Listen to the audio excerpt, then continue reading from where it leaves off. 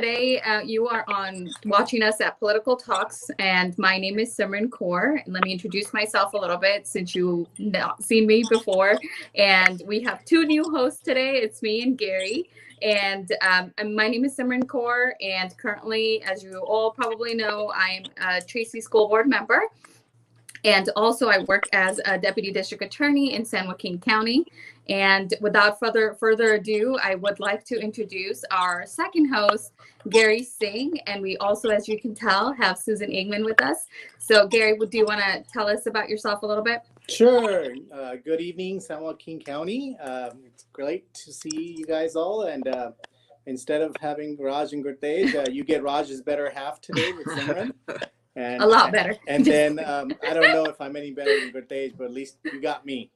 So everyone, I am Councilman Gary Singh for the city of Manteca. I'm also representing Sikhs of Manteca here today. And I am here for representing all of our community, but also we have a great personality here today. And so I might be sweating a little bit here, but we're going to bring her on.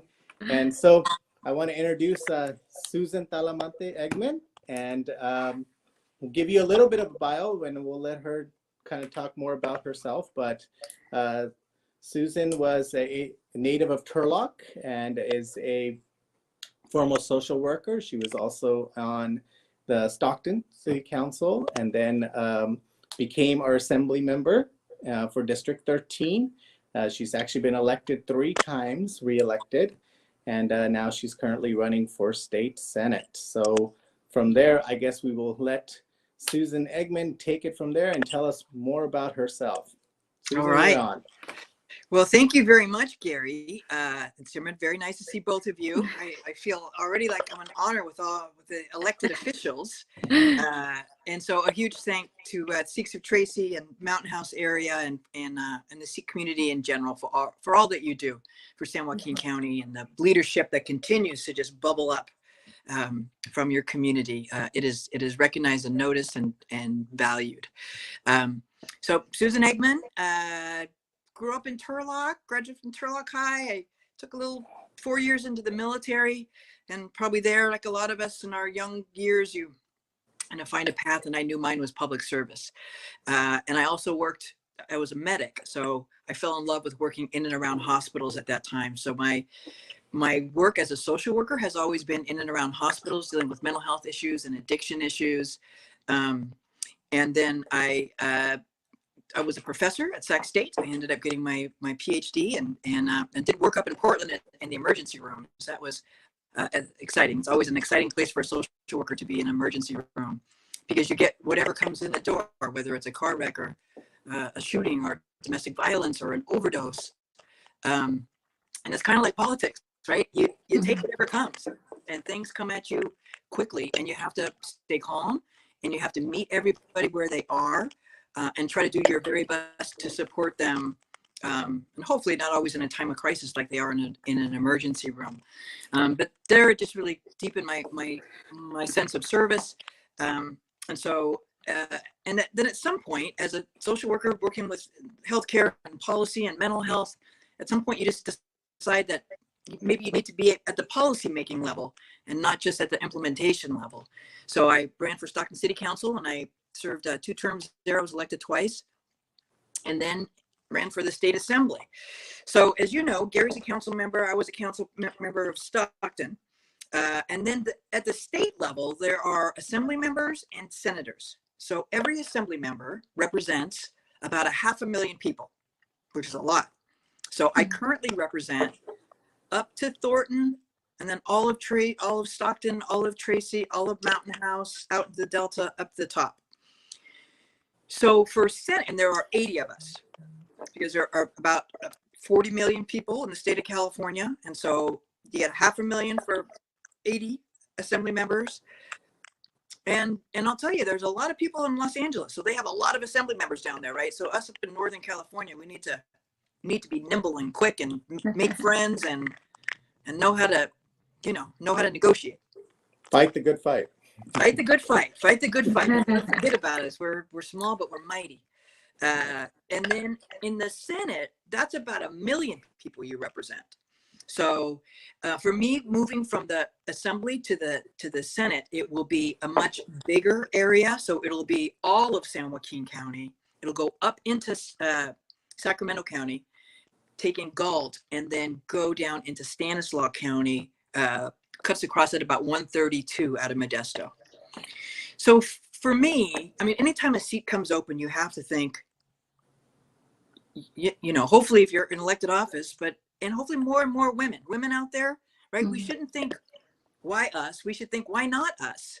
And so when it came time to run for this seat, I thought, why not me? Who is better? That I've been working on issues around agriculture and healthcare and mental health care. I grew up in Stanislaus County. I've been representing San Joaquin County. So it just felt like I had a broad knowledge of both the people, the communities, and the issues, to be able to then take that knowledge and continue to represent the Tracy and Mountain House area, but include in that more of Stanislaus County and more of San Joaquin County as a whole. So that's a little bit about me. And so I put my hat out there, and I'm running. Hopefully we'll be successful, and then we'll continue to serve the great communities of Tracy and Mountain House. Yeah, and thank you so much for telling us about yourself, and you know, and also a little bit of a civic lesson here, like about the assembly and the state senate, so we can understand what's the difference and how your role would change from an assemblywoman to a state senator. Right, and some people say like, "Oh, you're going to take Kamala Harris's place." That's U.S. Senate, right? That's different. So that's different. Yeah, it's 2 U.S. senators, and so those are the people who are in. That's at the federal. Yep. Federal different than state. we have a little more than 2 in the state level. Yeah. So I did wanted to. We've been getting a lot of requests from our audience, and you know, and one of the biggest things that everyone wants to talk about, because we're so engrossed in it currently, is COVID, obviously, right?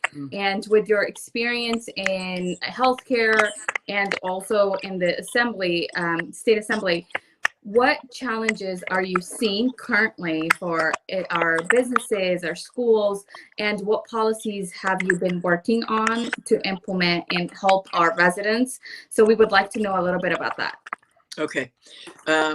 So, you know, like everybody else, when March came and all of a sudden we realized that we had a pandemic on our hands, So I currently, as your assembly member, I have 5 staff in the Capitol who work on policy, and we pass bills and make laws.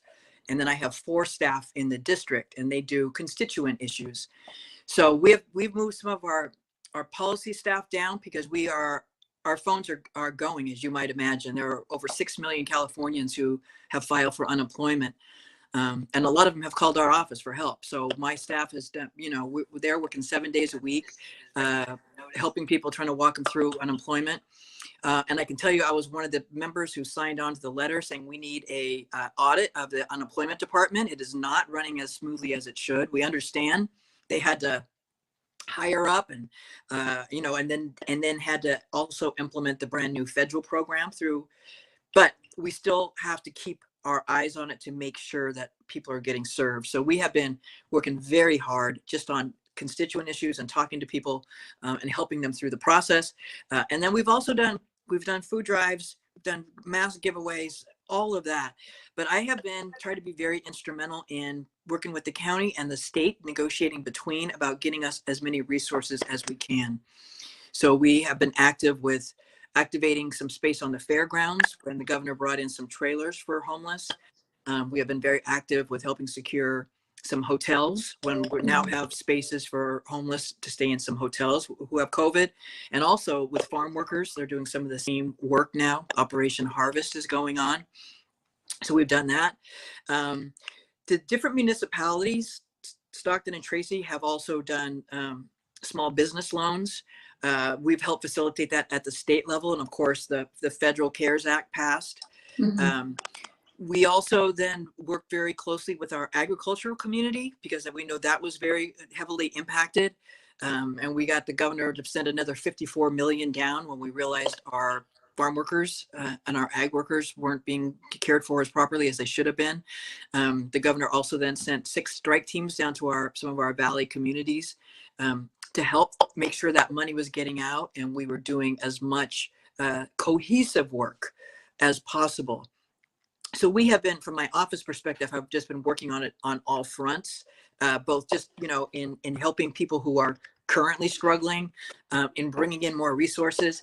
I've done a series of videos also about, just like telling people, especially when it first started, the pandemic, trying to educate people and trying to calm people down, right? There's also been mental health issues, and I think we're going to talk about mental health later, because I have a lot more I can say about that. But that's kind of some of the broad strokes. I think hopefully the feds are going to pass another stimulus package to be able to get people back to work and help businesses stay open as long as they can. We understand, the impact that it has.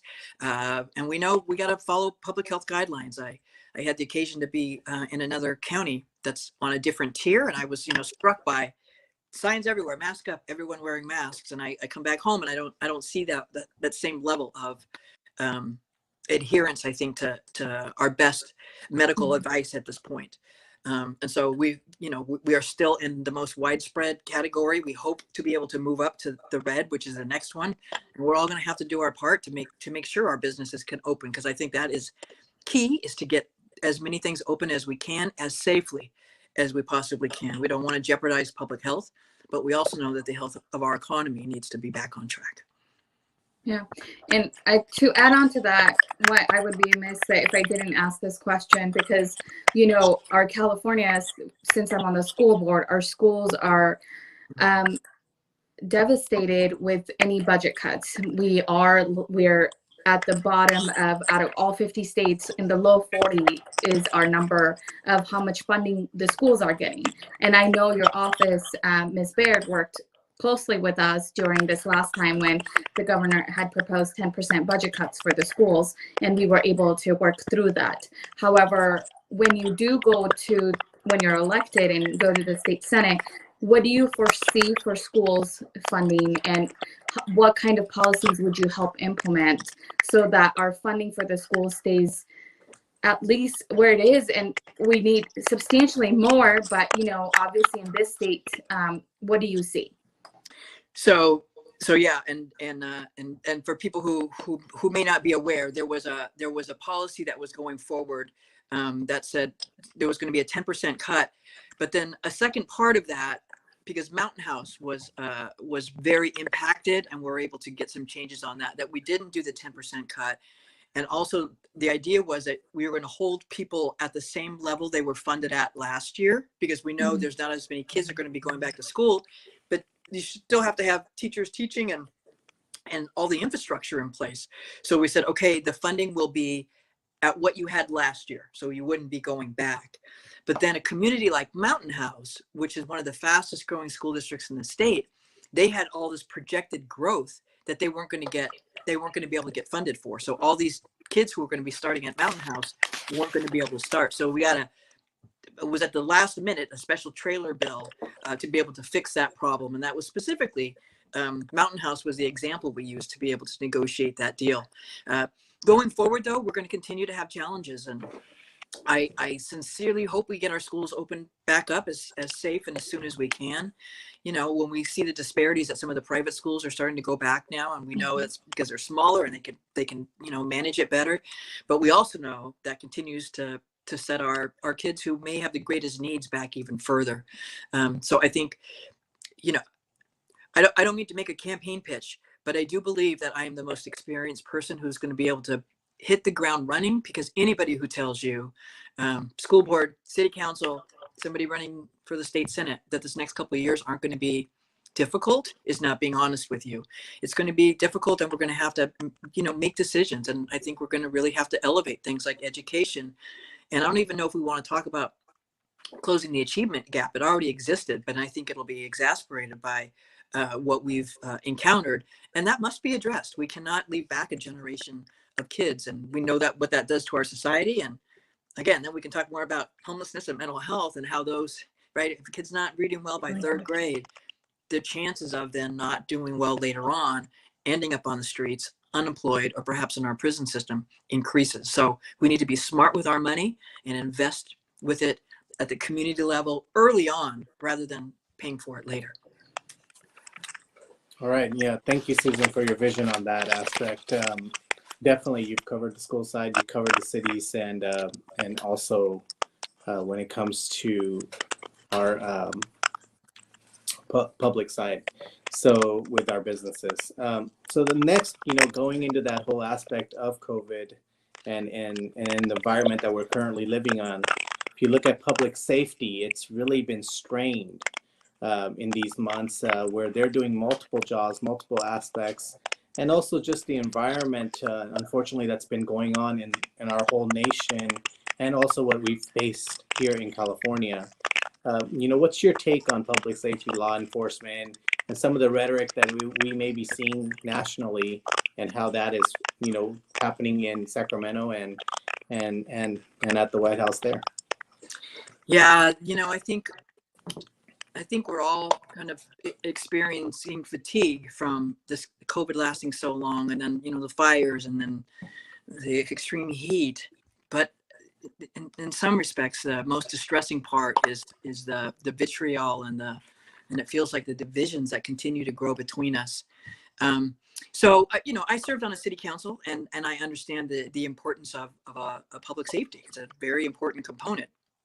I also, as a social worker, I also understand that our law enforcement professionals don't necessarily want to be, and aren't necessarily the most appropriate people to be responding to issues around homelessness, around mental health issues, around domestic violence, a lot of issues around poverty that they get called out onto. So I've done two things, and the governor we had a Zoom bill signing ceremony today. So I had a Zoom earlier with the governor, but it wasn't as important as the Zoom we're doing now. That's got to be a first. Yeah. Huh? Zoom bill signing. He signed my bill, AB 1976, which will implement Laura's Law nationwide, or statewide, not nation. Again, this is California, for every county to have to be able to adopt mandatory outpatient treatment. If somebody has been in a psychiatric facility twice in the last 36 months, or they have done something violent a couple times, that they can then be mandated into assisted outpatient treatment, even as far as providing medications. I had another bill to deal with inpatient. I'm going to come back after that next year. But that's something that I think will hopefully get some of the really persistently and chronically mentally ill folks stabilized, so law enforcement's not getting called issues like that. And then the other bill that I hope that's still on the governor's desk, I hope he signs that one soon. But people keep saying, we need social workers, not police. But what does that actually look like? So we did a policy, again, just to provide some structure for law enforcement agencies to be able to use it, that if they are then going to hire social workers, that those people then be supervised by somebody with a license, an LCSW or an MFT or something, to try to professionalize then what we're doing. Because we don't want to just change a name from somebody from police officer to social worker. We want to make sure it's trained people so that it works. So I don't believe in an either or. I believe that we need to find ways to work together, and that we probably do need to have more mental health professionals on our streets, and that we need to do that side by side with law enforcement. And I think our country still is struggling with disparities. You see it in education, you see it in business, and those oftentimes are manifested in bad interactions between law enforcement and people of color. And so I think we need to acknowledge that, and know that we have work to do on all sides. But we don't do it by hollering at each other. We do it by hopefully trying to listen to each other and find good solutions to go forward, and not just stay in our corners and have positions, but actually come with some solutions that I hope I've done. Yeah, and we are obviously much stronger united together. Yeah, I agree. And thank you. And let's move on to, I want to talk about agriculture and water for our counties, because you will be representing obviously San Joaquin County and also Stan County, and water and agriculture is so important and such a main part of our agriculture here, or our community here. What policies have you implemented as an assembly member, and what do you foresee to happen when you do go on to win the state senator election? So I'm the chair of the Assembly Agriculture Committee. So I have been very involved in agriculture and the policy. So I am to issues around water. Again, our farm workers and making sure people stay safe. There was just an outbreak in Foster Farms, and so I was, involved with them. Like, we need to shut it down. We need to get people safe, and at the same time, how do we make it safe for people to go back to work? Because we also know that's over 3,000, jobs that's going on. So we have been very involved with agriculture in trying to keep people safe, and then also understanding, and again, all these things are tied together. Housing is very connected because you can keep people safe at work, but if they're living in very crowded home environments, then that is also then passing with the COVID. On the issue of water, that is, so I am very proud. I was one of the authors of SB1. That was our water bond we did a few years ago, and I was a lead negotiator on the assembly side for Northern California and the Delta, and we made sure none of the money that was available for that went in towards the tunnels. The governor met with us, a bunch of the Delta legislators, when he first got in office, and we told him how we felt about the tunnels. And a couple of weeks later, he announced that the 2-tunnel deal was off. Now we know he's going to come back with the single deal, and we're going to have to evaluate everything on its merit. All right, we know that we are part of. I heard somebody else on here saying we're not sending any water down south. Well, we are part of the California water system. There is a water system that runs from northern to southern California, and we sit in the middle of it. What we don't want to do is degrade our water for somebody else. That we need to stop having winners and losers and figure out ways, like with law enforcement issues, right? The same thing. How do we all win? So one of the ways that we do that, I think, is we don't have the 2 big massive tunnels. So that is off the table. The other issue further in Stanislaus County is the issue around flows and how much water can flow down. So the Stanislaus County farmers would like not to have any restriction on how much water they can take out before it comes down. Those of us on the Delta know that we need that water to come down, or else it backs up and it gets stagnant. So again, I think you need someone like me at the table who understands the complexity of water issues in California. Not that I'm an expert, because people have been doing this work for decades, but I have a pretty good idea of where the giant landmines are and which way the water flows. And so we need to be able to sure we keep ours, and we need to find effective ways that water moves through the system that is California. We are the richest agriculture in the state, in the country, and certainly our region contributes to that, but we're not the only ones. I've had the opportunity to travel around the state and see, from forestry and strawberries way up when they start them in the Redding area to when they plant them down in Watsonville. We are one big massive system of a lot of parts. And so it is critically important to us and to our way of life. Yeah, and definitely, water is such a precious resource, and we've seen that. And here it's the new gold. It's the gold rush, especially with the climate change and all. Exactly. So the last thing we want to do is not have enough for our farmers locally here that do so much of the produce production for the nation. For the nation. So yes, definitely, water is always important, and not just to farmers, but each and every individual that lives in the valley. There's all kind of multiplier jobs that come from agriculture. Correct. There's so many different jobs and so many people's livelihood that depends on water. 5-letter word that means so many things for us. Yeah. So I'm going to transition now to another hot topic that is been an issue around the nation, here in our cities and everywhere else, and that's got to be homelessness. And homelessness is. I hope you have the magic answer, but I haven't found one yet either. But I do want you to talk about, what is your vision on that, and how we can tackle homelessness from the state level down to the county level and also to the city level, because you have experience in all those aspects and what we are facing on the ground here. Yeah.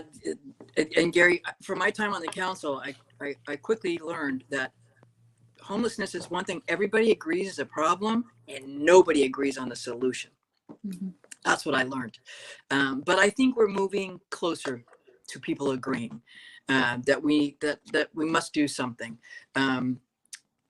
So the issue has to be around wraparound services, because we know the people who are most chronically homeless are the ones who get the most press and are most visually apparent to us. And those folks oftentimes have coexisting issues of mental health issues, or now like just bad health issues. So they need some kind of wraparound service. I have long been a proponent of moving services to the fairgrounds. I think we can also build affordable housing out there, because part of our issue, so that demographic, right? And so the bill I just talked about passing today, hopefully will also really help with that. I have another one that I'll come back to again next year that deals with the inpatient component of that. And we need to have more resources and beds for inpatient. And I'm losing my charge, so I'm aware of that too. I hope I don't. If I go black, that's what happened. We'll fill in for you. Okay. So we need to do a lot more, right? And we have freed up some hotels. The fairground is now freed up, but we need the funding to continue to come. We need to build more housing. I have been a big proponent of being able to retrofit. I had a bill last year, retrofit hotels and motels, strip malls into affordable housing. We need to be able to find ways to increase our housing stock, and that letting people build mother-in-laws in the back, and all kinds of different ways I think we can, because we know how expensive it is to do big affordable housing projects. We need to find, I think, as many ways as we can to insert housing everywhere into the community in places that it already exists. Like I think we're going to see a lot of empty office buildings and strip malls because we're all changing how we do business. How many of those could be then made into some kind of housing for people to be able to use? So it is wraparound services for those who are severely mentally ill and homeless. And then for those others, I think you need supportive housing to help people get on the path, and you need housing for them to be able to move into. Yeah. A lot of times we've seen. I agree definitely with the housing aspect of it. Affordable housing is a nationwide issue, especially around here. And I agree with, I've been a big proponent of ADUs, especially at the city level, because ADUs is another way of providing that extra housing option, at the same time providing also some extra rental income for potential people that may have issues affording their property. Yep, totally. And agreed. And a lot of times homelessness, it replicates, or it has so many issues involved within itself, because even getting a small thing like an ID is difficult to do because you don't have an address there. But so it's a evolving situation that we need to focus on. And lastly, what we would like to talk about is education. And we know that you're on getting a university into San Joaquin County, and I believe it's in Stockton that we've been talking about, whether it's Cal Poly or CSU. What do you foresee? When do you foresee that happening? And also, what problems are you foreseeing currently with that implementation? And lastly, what challenges or what things that you foresee that would be changing once we do get the CSU or a Cal Poly here? Okay.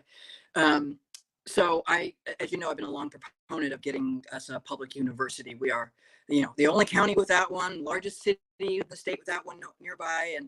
And so the last thing the governor did was we had $2 million for a study. Now, the study didn't come back as rosy as we would like, but life's not rosy. I mean, look around, life's not rosy, right? It's just a little stumbling block. And I still see the possibility and the potential.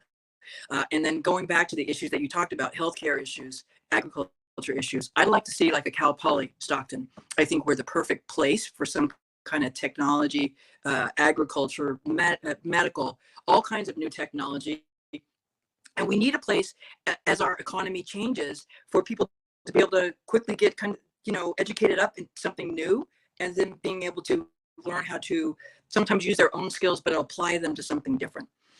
So I see, I think education will maybe change a little bit because we have so much online right now. So I see maybe a hybrid of I don't know that I still see building a big, massive building. But like in Stockton and Tracy and a lot of places like we've talked about, there's going to be a lot of empty buildings now that I think there will be potential to be able to use in an educational setting.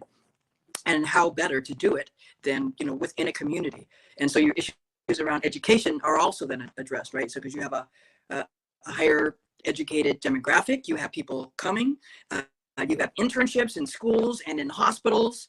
I'd like to see another hospital be built in that South area. I don't, it would be Kaiser or Dignity or who might come in, but the CSU satellite that we already have in Stockton has a close relationship with all of the healthcare providers. And don't forget, we're getting that new VA super clinic or hospital in also at French Camp, which is also going to be a need for more healthcare providers. So I think when the dust all settles, I think the next CSU will be in our county. I don't see it being built anywhere else. It may not be in the next couple of years, but that's where it's going to be. And I think we start planning for it, and we start making sure our kids graduate from high school. We continue to have good folks on the city councils and the school boards, make sure our kids get through, get jobs, and then we'll have an educational system for them. And then all the jobs that will grow from that educational system as we become more and more, I think, the place that people are going to want to live.